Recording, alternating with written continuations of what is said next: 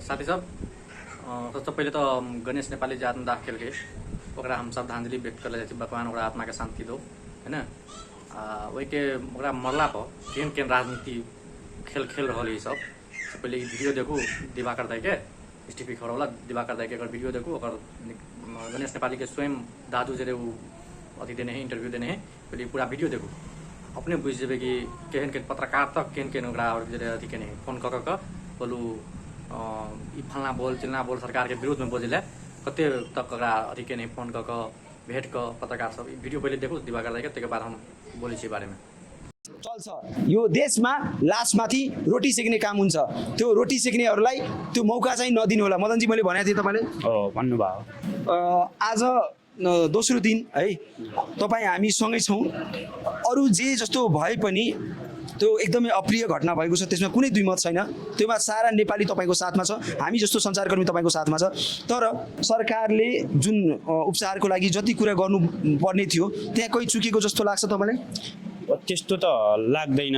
अब उहाँले स्वयं प्रधानमन्त्रीको कार्यालयको त्यहाँ भएका स्टाफहरू पनि र अनि गृहमन्त्री स्वयं आफै पनि राति आउनु भएको थियो अनि आएर त्यो सबै व्यवस्थापन त गर्नुभयो। अब दिल्ली लाने कुरा पनि गर्नुहुन्थ्यो तर अब भाइको जटिल अवस्था गइसकेको रहेछ। दिल्ली लाने सबै कुरा तै थियो। म र मदनजीलाई थोरै खाजा आएको थियो त्यो रात, तर उहाँले खान सक्नु भएन। उहाँको अनुहार उहाँको अवस्था देखेर मलाई दया लाग्यो।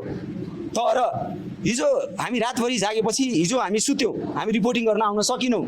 तर मैले हिजो के देखेँ भने पत्रकारहरूको पत्रकारिता देखेपछि म चकित भएँ। लासमाथि पनि स्टन्ट चलिरहेको थियो, भ्युज कसरी आउँछ त्यो चलिरहेको थियो। म कसैलाई के भन्न चाहदिनँ, पत्रकारिता आफैमा जोखिमपूर्ण पेसा हो। तर पत्रकार साथीहरूलाई अनुरोध गर्न चाहन्छु यो मुद्दामा चाहिँ कसैको कठपुतली चाहिँ नबनिदिनु होला।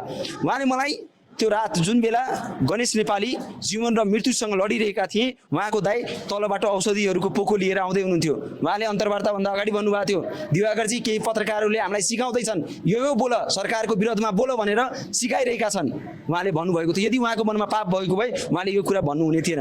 तपाईँले पत्रकारहरूले पनि उचाल्ने पछार्ने सरकारको विरोधमा बोल्न लगाउने टाइपको गरे भन्न त भनिरहेको थिएँ। अब मैले चाहिँ प्रायः जसो मैले अन्तर्वार्ता कसैसँग दिइनँ। कसैले अन्तर्वार्ता दिनु भएन? दिएन। पत्रकारहरूले पनि उचाल्ने काम चाहिँ गर्न खोजिरहेका थिए। उनीहरू त आउँथे सोध्थे, कोही म्याक्सिमम फोनबाट पनि गर्थे। तर मैले अहिले जो छ सो छ भने अहिले कसैलाई चाहिँ मैले दिइनँ। तपाईँले म जानकारी गराउँ एकैछिन सुन्नुहोस् के गरौँ भने परिवार मानसिक तनावमा छ, इन्टरभ्यू लिन काम नगर्नु, कसैले टर्चर नगरौँ। त्यही त उहाँले मैले मसँग म मान्ने जिल्लाको मसँग लिनुहोस्। ठिक छ। म विचार पीडित मान्नेजी उहाँ बोल्दै एकछिन मान्नेजी सुन्नुहोस् न। तपाईँ मलाई अन्तर्वार्ता दिँदाखेरि तपाईँको अनुमति लिए कि यतिकै लिए? अनुमति लिनुभयो। तपाईँ मलाई वीडियो देख ले लिए आपको रवि बालेन के सुदन के जो विरोधी सब है कते तक नीचा गिर चुकल है कब से देख लिए वीडियो में कते उसकार हल एक दाजू के कि ई बोल सरकार के विरोध बोल में सरकार के विरोध में बोल के कब मैं तो प्रत्येक स्वयं बेच रहा है गणेश नेपाली के दाजू आपको कते तक नीचा गिर चुकल है जे राजीनामा मांग खातिर बालेन सरकार के राजीनामा खातिर ये सब गणेश नेपाली के लाश पर राजनीतिक करे के कोशिश कर रहा है। आंदोलन करे है, ई करे वो करे, खुद फान करे है।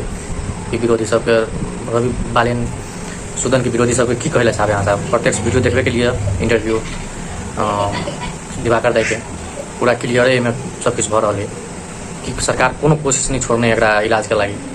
अब आदमी के जान वो तो भगवान के हाथ में हो तो आप जाए के चलो चली गए भगवान ओकरा आत्मा के शांति लो। लेकिन ये सब जो खेल खेल रहा है कि बालेन सरकार राजीनामा दे ये दे ओकरा काला से बालेन सरकार राजीनामा दे देता है वो सब कोई कुछ नहीं तो भुगते रह जाते चाइना सरकार में एकदम बढ़िया काम कर रहा है। सबको तो ठीक है वेट करो बढ़िया रहते सबको तो ठीक करते सरकार कानून सबके मानना पड़ते से याद रखो।